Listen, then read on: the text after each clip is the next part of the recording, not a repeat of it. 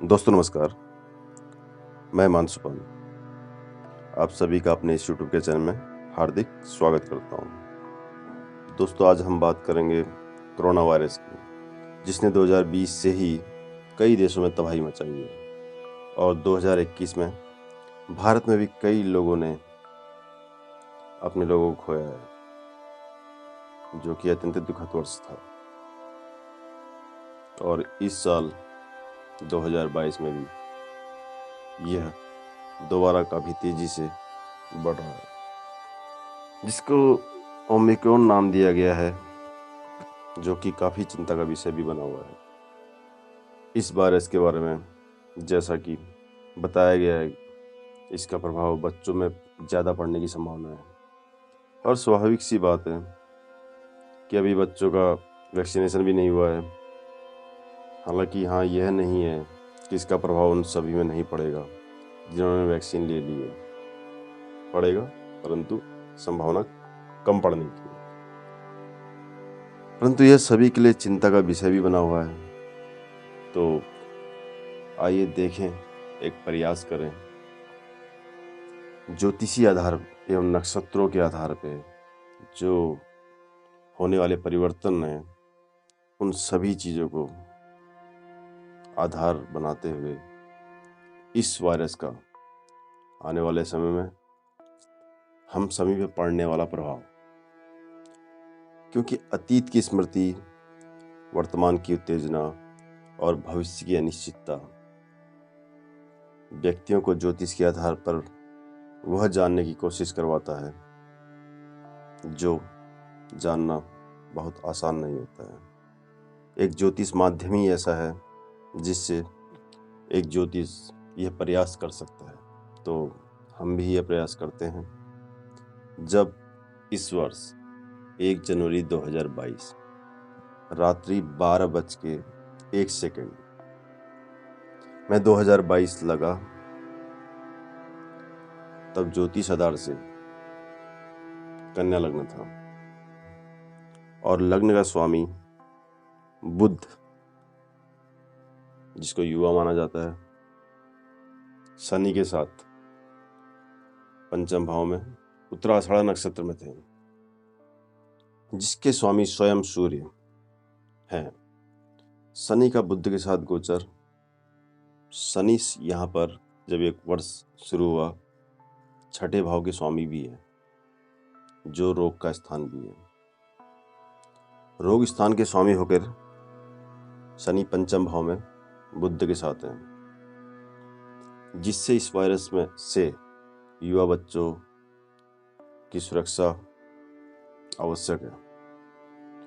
अगर आप देखेंगे तो इस वर्ष ज्योतिष आधार 25 अप्रैल तक सारे ग्रह राहु केतु के एक्सिस में है, जिसका मतलब है जब भी राहु केतु के मध्य सारे ग्रह आ जाते हैं तो कई ज्योतिष इसे काल सर्प योग की संज्ञा देते हैं, यानी सांप का मुंह। तो यह समय मात्र 20 कारक ही रहेगा। हालांकि मैं काल सर्प योग को ज़्यादा महत्व नहीं देता हूँ, जितना कि इसके नाम से डराया जाता है। उसी तरीके से जिस तरीके से इस वायरस के भय से लोगों को न्यूज या इसके आने वाले केस डरा रहे हैं, भय वैसे भी वह मृत्यु है कि जैसे कोई सांप काट ले, व्यक्ति उसके जहर से तो बाद में मरता है, पहले उसके भय से मर जाता है। कई मामलों में कोरोना में भी डर है, परंतु इसका भय और भी खतरनाक है। भय की अपेक्षा सावधानी आवश्यक है। ज्योतिष आधार में जो राहु केतु से काल सर्प योग बन रहा है, उस योग में चंद्रमा इस युति से अंदर बाहर आते जाते रहेंगे, यानी कुछ समय के लिए वो काल सर्प योग की जो युति है उसको तोड़ेंगे, परंतु बाकी अन्य ग्रह राहु और केतु के एक्सिस के मध्य ही रहेंगे। तो जो उनकी पावर है उसका पूरी तरह से वह इस्तेमाल नहीं कर पाएंगे। कोई ग्रह अगर शुभ फल देना चाहता है या शुभ फलदायी है, तो वो शुभ फल इस टाइम पीरियड में कम हो जाएंगे। बाकी जब कालसर्प योग बनता है तो जो अशुभ ग्रह होते हैं तो उनके फलों में बढ़ोतरी हो जाती है। तो यहाँ पर वही कंडीशन लागू होती है। बात करें 16 जनवरी से मंगल का धनु राशि में मूल नक्षत्र जिसके स्वामी स्वयं केतु है, फिर पूर्वाषाढ़ा और उसके बाद उत्तराषाढ़ा नक्षत्र में गोचर करेंगे, जिसके स्वामी क्रमश शुक्र हैं और सूर्य। और इस स्थिति में मंगल शनि से 12वें भाव में गोचर करने लग जाएंगे और इस गोचर की वजह से यह द्विद्वादश योग 26 फरवरी तक रहेगा। मंगल भी क्रूर है, शनि भी क्रूर है और एक दूसरे से 2-12 का योग बना के बैठ गए, जिसकी वजह से इस समय तक इस वायरस के फैलने की जो स्पीड होगी वो तेज रहेगी, फैलने की जो गति है वो काफ़ी तेज रहेगी। और 26 फरवरी से मंगल, ध्यान दीजिएगा, 26 फरवरी से मंगल दिन में 2:15 में शनि की राशि यानी मकर राशि में प्रवेश कर जाएंगे, जो कि शनि का अपना घर है। और मकर राशि में पहले से ही शनि बैठे हुए हैं, तो जहां पर मकर राशि पे शनि और मंगल की युति हो जाएगी, यानी कि इस घर में मंगल और शनि एक साथ रहेंगे। अगर आप कभी भी ज्योतिष आधार पे इतिहास निकाल के देखेंगे तो जो युति कभी भी शुभ नहीं होती है। और यह युति शनि और मंगल की 17 मई 2022 तक रहेगी, जिसके कारण सभी को इस समय पीरियड तक और ज़्यादा ध्यान देने की आवश्यकता होगी, क्योंकि यह आपदाओं का भी समय रहेगा।